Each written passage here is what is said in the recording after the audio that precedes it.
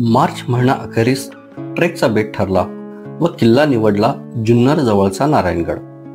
पुणे जिल्ह्याचा विचार करता सर्वाधिक गडकिल्ले असलेला तालुका जुन्नर व छत्रपती शिवरायांचे जन्मस्थान शिवनेरी हे देखील याच तालुक्यात. परंतु चोहोबाजूंनी कातळकड्याचे नैसर्गिक संरक्षण लाभूनही दुर्लक्षित असलेला गड म्हणजे नारायणगड होय. पुणे नाशिक महामार्गावर पुण्यापासून साधारण 90 किलोमीटर अंतरावर नारायणगाव आहे. नारायणगावच्या उजवीकडे 2 शिखरांचा एक डोंगर आकाशात झेपावलेला दिसतो. लक्ष वेधून घेणारा हाच डोंगर म्हणजे नारायणगड होय. नारायणगाव पासून साधारण 4-5 किलोमीटर अंतर कापल्यावर आपण गडाच्या पायथ्याशी मुकाई देवी मंदिराजवळ येऊन पोहोचतो.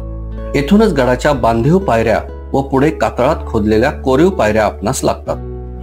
पायऱ्यांनी वर येत असताना आपणास तटबंदीचे अवशेष दिसून येतात. साधारण अर्धा तासाच्या चढाईनंतर आपण गडावरील हस्तमातेचे दर्शन घेण्यासाठी डोंगराच्या एका शिखराकडे मार्गस्थ होतो. रस्त्यात आपणास काही वाड्यांचे भग्न अवशेष व पाण्याचं टाकं लागतं. भग्न अवशेषांमध्ये प्रवेशद्वारावरचे शरभ शिल्प व गणेश शिल्प आढळून येते. हस्तमातेचे मंदिर हे गडावरील सर्वोच्च स्थान असून येथून खोडद येथील जगप्रसिद्ध रेडिओ दुर्बिणीचा समूह पाहण्यास मिळतो. हस्तमातेची मूर्ती शस्त्रसज्ज असून मंदिरासमोर दीपमाळ आहे. येथूनच एक रस्ता गडाच्या दुसऱ्या शिखराकडे जातो. या पायवाटेने जात असताना रस्त्यात चोर दरवाजा व नारायण टाके लागते. या टाक्याच्या मधोमध शिलालेख कोरलेला असून टाक्यात उतरण्यासाठी दगडी पायरी मार्ग आहे. हे टाके पाहून आपण गडाच्या दुसऱ्या ठिकाणी सर्वोच्च माथ्यावर पोहोचतो. येथे एक भगवा ध्वज आपले स्वागत करण्यास सज्ज असतो. जुन्नर परिसराचा विचार करता नारायणगड देखील प्राचीन किल्ला असावा. निजामशाहीच्या अस्तानंतर सन 1636 मध्ये हा किल्ला मुघलांकडे गेला.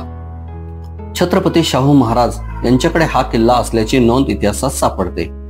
नानासाहेब पेशव्यांच्या कारकिर्दीत या गडाची डागडुजी करण्यात आली व संभाजी जाधव यास किल्लेदार म्हणून नेमण्यात आले.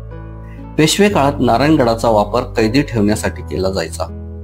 पुढे सन 1818 मध्ये इंग्रज मराठे यांच्यातील युद्धात हा गड इंग्रजांकडे गेला. सदर नारायणगड ट्रेक मध्ये आम्ही आमच्या पाईक शोभाचे ट्रेकर्स ग्रुपकडून सह्याद्रीपुत्र कै बाळू रेंगडे यांच्या कुटुंबास आर्थिक मदत करण्याचा संकल्प पूर्ण केला. अशा तऱ्हेने एकापेक्षा एक सरस अवशेषांनी समृद्ध असलेल्या किल्ले नारायणगड या सुंदर दुर्गशिल्पास पाहिल्याचा मोठा आनंद झाला.